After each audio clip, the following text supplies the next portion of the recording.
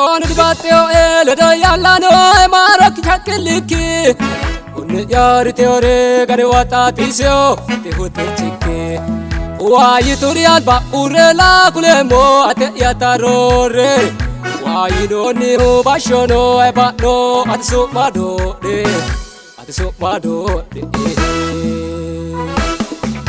ate kitoeta ite kule agre mohite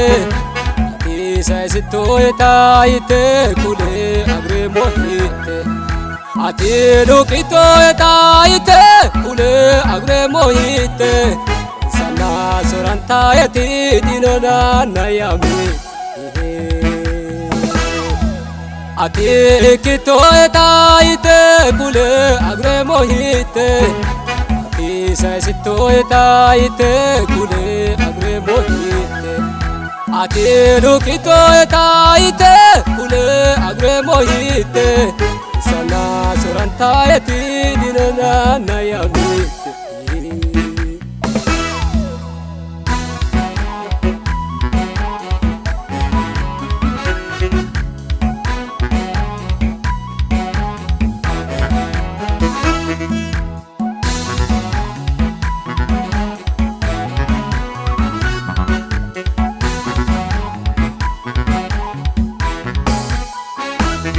le doyago toro manotu ana ya bubeka owaro wayogo monkae balat saoto le doyago toro le shan sano gante dake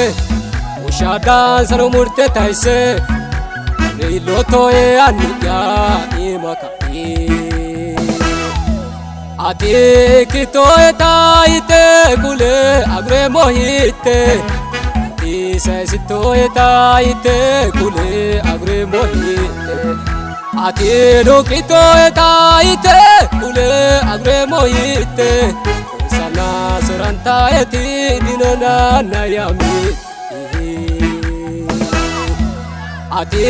kitoeta ite kule agre mohite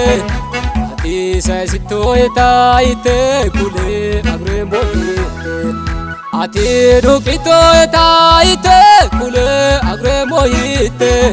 sana soranta eti dinona nayami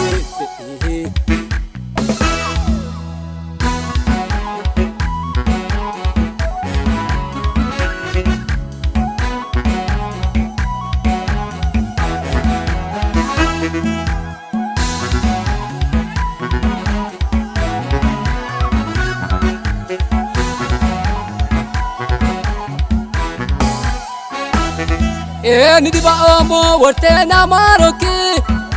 rudi gofaho ate shakiliki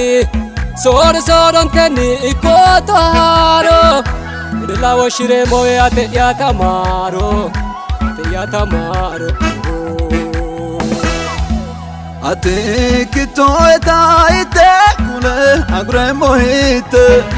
ate saisitoeta ite kule agre mohite ate dukitoeta ite kule agre mohite sana soranta eti anna yadinu namite ate kitoeta ite kule agre mohite ate saisitoeta ite kule agre mohite ate dukitoeta ite kule agre mohite sana soranta eti dinona nayamite